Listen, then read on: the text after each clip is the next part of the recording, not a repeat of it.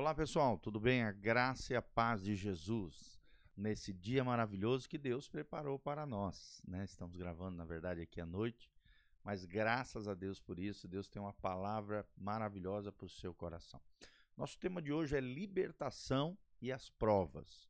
Que relação tem a libertação espiritual na vida do cristão e as provas, né, que o cristão muitas vezes sofre em meio a esse processo de libertação? Então, em primeiro lugar, vamos falar um pouquinho, né, sobre a libertação em si. A libertação, né, ela não é um fim em si mesmo. A libertação faz parte daquilo que o apóstolo Paulo chama de todo o conselho de Deus, ou seja, faz parte de um plano maior de Deus na vida de todo cristão.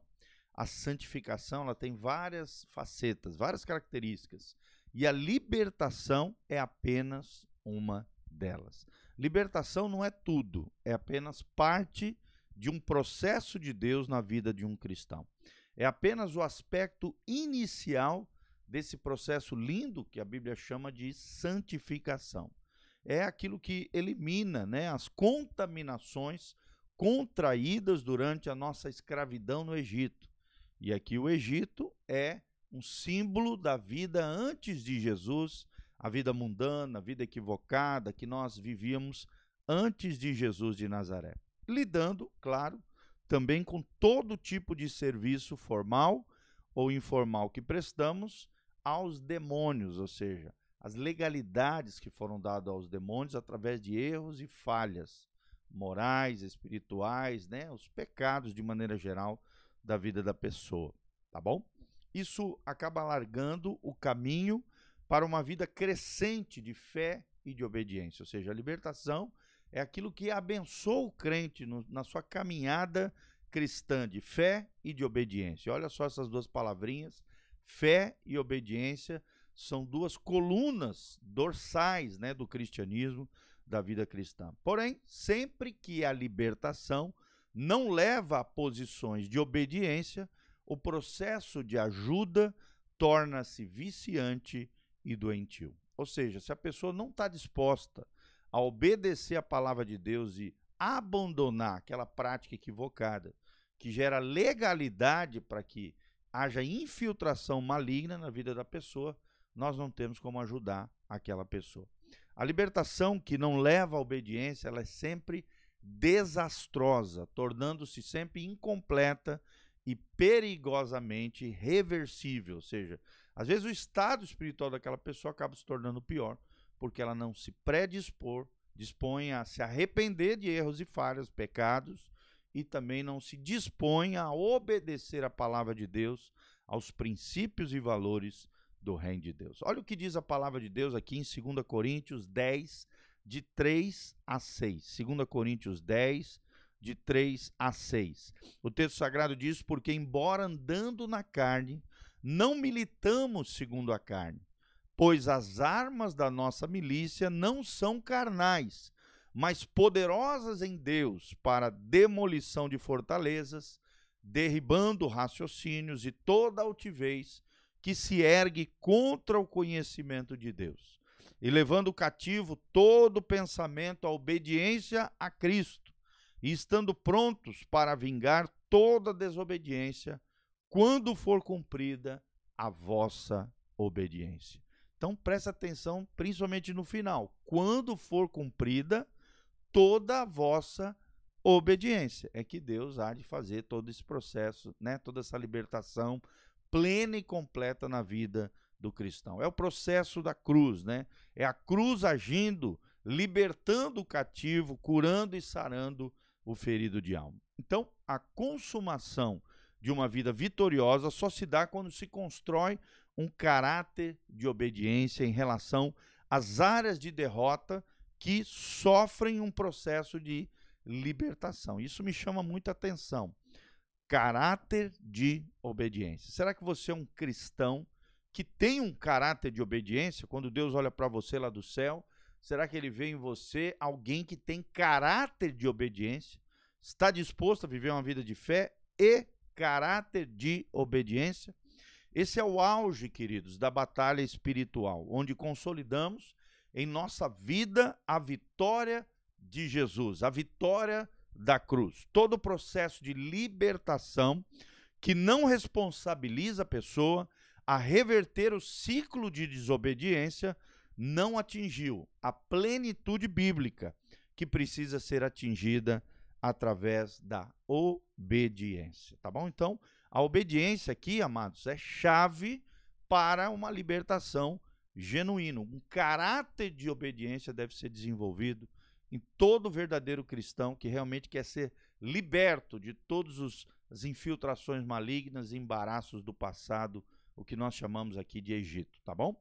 Então, resumindo, o processo de libertação, apenas se você resumir o processo de libertação apenas numa longa oração de renúncias, tudo bem, isso causa um efeito, obviamente, no mundo espiritual, mas o ápice do propósito de Deus na libertação se dá através de uma postura de obediência. Não adianta nada uma série de orações de renúncia se você não se predispor e a partir desse mapeamento espiritual, desse pastoreamento inteligente, dessa libertação completa feita por alguém de Deus na sua vida, você não ter esse caráter de obediência, essa postura de obediência, tá bom? Então agora nós vamos falar um pouquinho sobre o processo de libertação. Sempre será sucedido, muitas vezes, né, não sempre, mas geralmente é sucedido por um período de provas, de provação, de tribulação. Isto vem a complementar o entendimento daquilo que nós acabamos de falar. Todo o processo de libertação é sucedido por um tempo específico de provas em relação àquela área que foi liberta, aquela área que foi recuperada. Nós não podemos manter a libertação sem enfrentarmos e sermos aprovados em provas nas quais tínhamos uma história de fracassos.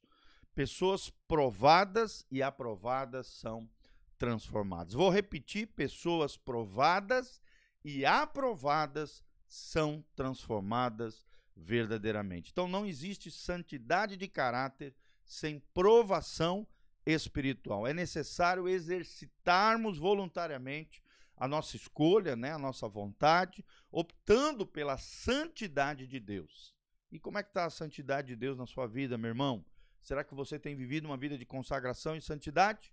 O revide demoníaco, nesse caso, não é apenas uma tentação ou uma expressão de fúria maligna, mas, acima de qualquer coisa, uma prova de Deus que visa conduzir a pessoa a uma vida espiritual estável e vigorosa. É tudo que Deus quer gerar em você, querido, uma vida espiritual estável, estabilidade e uma vida vigorosa, ou seja, pujante. Você vai crescer e florescer no Senhor. É possível que venha, sim, uma luta, às vezes até 7 vezes mais forte do que aquela que estávamos acostumados a enfrentar.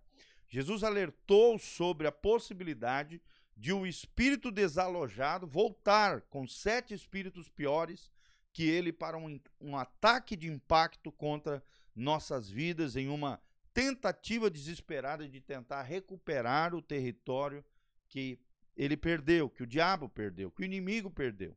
Ao resistirmos essa prova chamada prova de impacto, muito maior é aquele que está em nós do que aquele que está no mundo, é o que diz o texto sagrado. Ou seja, Jesus vencerá, triunfará 100% na vida daquele que foi liberto. Então, Jesus também alertou-nos aqui que demônios, quando saem, quando são desalojados, irão procurar descanso em lugares que lhes são convenientes, ou seja, de preferência, alguém da nossa família que lhes dê espaço. O mais provável aqui, amados, preste atenção, aqui é que eles estarão rondando a nossa casa.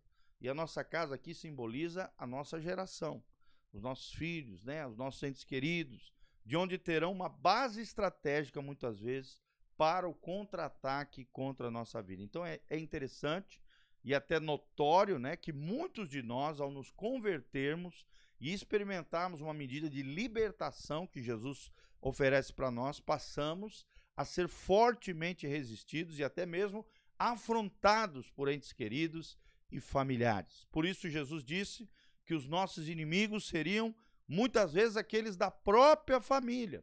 Na verdade, estaríamos sendo atacados pelos demônios que antes agiam em nossa vida, só que agora, através das pessoas a quem mais amamos, né? E que por alguma conveniência espiritual os abrigaram através de carnalidades, pecados e coisas erradas na sua vida. Então, o inimigo se levanta muitas vezes através de entes queridos, familiares, para tentar nos contra-atacar e obter de volta aquele território que nós já triunfamos em Deus. Essa, obviamente, não é uma prova fácil. Precisamos discernir a natureza espiritual da batalha para não entrarmos no jogo do inimigo, combatendo, amados, não o bom, mas o mau combate da fé, lutando contra a carne e sangue, né? Agindo no espírito oposto, ou seja, não reagindo no mesmo espírito da ofensa que o inimigo está agindo. Começamos a conquistar a nossa casa para Deus, pagando o mal com o bem. Assim a libertação começa a ganhar uma expressão coletiva, tornando-se também um trampolim para uma vida crescente de santidade e de autoridade. Glória a Deus. Então preste atenção, na libertação muitas vezes vem provas espirituais, permaneça firme em batalha espiritual, se posicionando em Cristo e Jesus te dará a vitória. Esta é a vitória que vence o mundo, a nossa fé. Amém? Aqui debaixo no link da descrição tem todas as informações para que você possa colaborar conosco, com o nosso ministério, também todas as informações da igreja para que você venha participar da nossa comunidade. Desde já, dê um joinha, compartilhe esse link através das suas redes sociais e aprenda mais de Deus através do nosso site casanarrocha.com. Grande abraço, Deus abençoe. Amém.